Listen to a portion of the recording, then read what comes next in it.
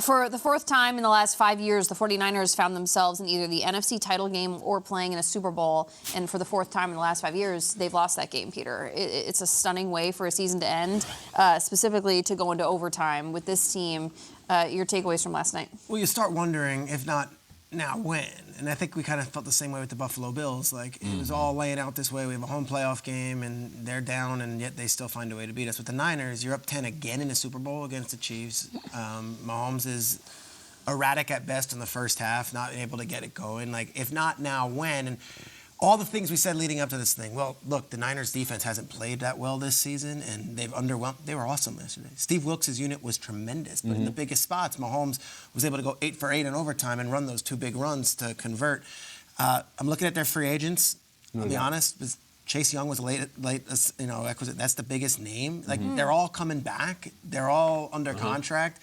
There's no reason the Niners shouldn't be able to be back at this thing. But if I'm a Niners fan this morning, I'm like, Purdy played really well. McCaffrey was awesome. Jawan Jennings played the game of his life. Bosa dominated. Yeah. Juszczyk was clutch. Yeah. Debo played great. The offensive line did a solid job. Chris Conley was amazing. Not only was Chris Conley great in the team, Chris Conley was amazing as a special teams gunner. Yeah. He was on every punt. Yeah. The only guy that didn't have like the career game was Kittle, and he had a huge 4th down conversion. I don't know where you poke a hole. Like, the Drake Kirkpatrick thing was crazy. The Drake Greenlaw, you're saying? Drake That's Greenlaw. a crazy, unfortunate thing. And then, of course, our special teams, besides Moody, like, very questionable. So, if I'm a Niners fan, I'm just devastated this morning. There's no one you could blame this on. And you could blame it on Kyle Shanahan, but he got the team to overtime. Like, you look around and you say, in any other era, do we have 2 Super Bowl wins right now? Mahomes got them again. Yeah, I know. He did. He got them. And you look up and down at that game, and they did everything they could do. Special teams was bad. Kickers, all right? Guy hadn't missed an extra point all year long. That game turns into a 4-point game. Guess what? With those 10 seconds left in the game, they're not kicking a field goal to tie. They're going to have to throw it to the end zone to try to win the football game. You know, that's where they're at. So there's a lot that goes into a game in this sense. I said it on the show last week that if you look up 4 years from now and say on a 6-year run that Brock Purdy is playing in his 6th consecutive NFC championship, it wouldn't surprise me because of the things that you just said. This team's back together again. And guess what? You have an MVP caliber type quarterback making under $1 million next year again because he cannot renegotiate the contract until after, because he's not allowed to after his 3rd year. So you have everything in front of you. The NFC doesn't showcase anything outside of what, I think Green Bay's coming. Unfortunately. Detroit, I'd like to say, I'm worried about them. Green Bay is coming.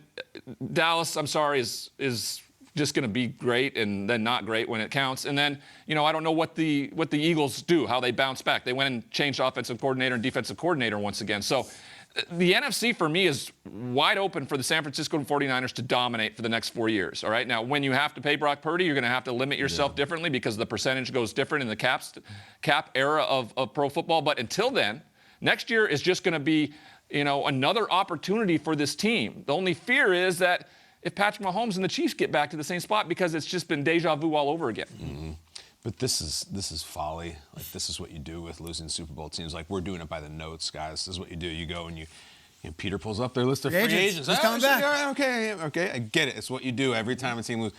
And then Lee says, well, the quarterback's still cheap, and that helps. And then you start looking, well, their division, like, you're up 10 points in the Super Bowl. Yeah. You had it. Yeah. You had it. And we can bring all those things up. Normally those things don't. These teams that lose, they don't get back the next year. It's very, very, very rare, including the last time the Niners lost. I'm reminded of Dan Campbell, who I thought was really candid after the Lions lost in the playoffs. And he said, I told the guys, like, this might be our best shot. This might have been our only shot. Like, I know how hard it is to get back here. And so, listen, he didn't get to the Super Bowl, and he wasn't up 10.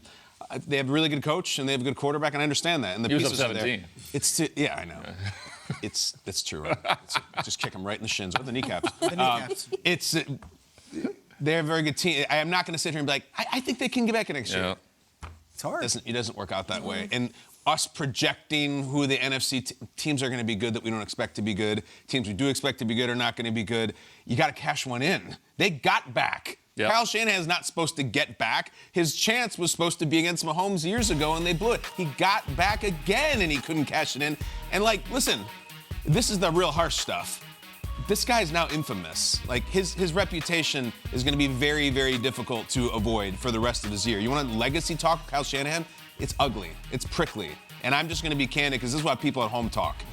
Really good coach who can't finish. Like, that's it. And I'm not proud of that, and I don't personally scream that from the rooftops. I like Kyle Shanahan a lot from what I know of him. You get this many shots and you don't finish and you have the lead every time, even at a coordinator with a different franchise, that's how people think of you. That's sports. There's a loser. That's sports. That guy's reputation is going to be a really good coach who can't finish, and I hate that for him. But, guys, that's why you play the games. At some point, do you look at it and say, Dre Greenlaw is their second best linebacker, maybe their third or fourth best player on defense, and he pops his Achilles. Not really. Come on. A punt, bobble and the thing, a missed extra point where there's nothing Kyle could have done. Like, these are crazy freak things that happen. Yet they were still in it, so there are things that Kyle could have done. If it was a blowout and all those things would have happened, I would be a little bit more in line with that.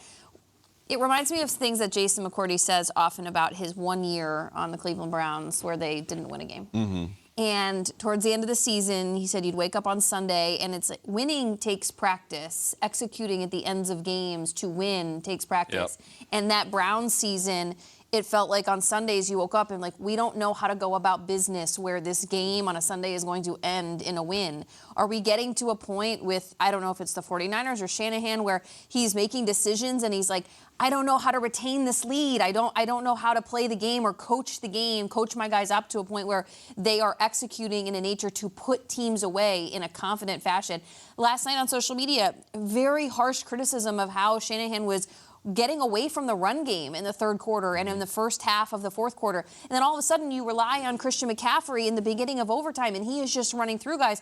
Where was that in the second half? I'm curious if you felt that way, because it was pass, pass, pass, pass, pass. And the first three possessions for the San Francisco 49ers at the beginning of the second half was 3 punts. I mean, you look at the statistics around how many running plays to passing plays at the end of the night, and it's relatively where it should be in terms of what a season looks like in this era of the NFL. But when you have a generational player like Christian McCaffrey, the Offensive Player of the Year, you ride him. And there were a few series, and Tony Romo did a good job of bringing this up. He wanted them to run the football, and when they didn't, he was very adamant about it in the broadcast, saying, why did they just, over the last two drives, throw it 6 consecutive times? It was like, get used, check in, run the ball. Do something that what he did great in the second half of the Lions game, and I think the Lions contributed to that by not, getting points, is it allowed him to continue to run the football, and that got them back in the football game.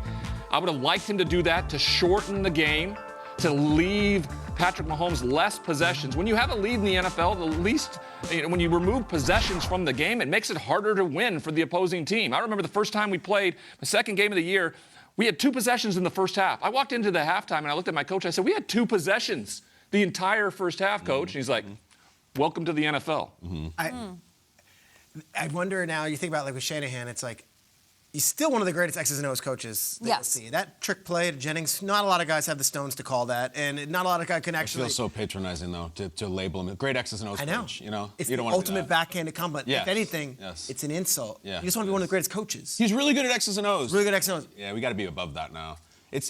Peter brings up the point of, like, it's not the head coach's fault that the extra point was blocked, but, like, this is the way it works. I know. It's just like, and I actually, normally I would say that, but there is stuff on Shanahan in this one, whether it is overtime decision. That's when people look back in this game and that Shanahan lost, they're not going to be like, yeah, but the linebacker got hurt for no reason. It was like, why did they decide to take the ball in overtime? So that actually is implicitly on him, whether you agree with it or not. But also, like, look, we've talked about Jordan a lot this morning. It's not Jerry Sloan's fault that he made the shot against the Jazz. There's also a long list of Hall of Fame Bud Grant, Marv Levy, Marty Schottenheimer. We don't have a title, They don't have titles. Not everyone gets a title. And I hope for Kyle he does, but like, if you get 10-point leads in the fourth quarter in 2 different Super Bowls and don't put it away, it might not happen.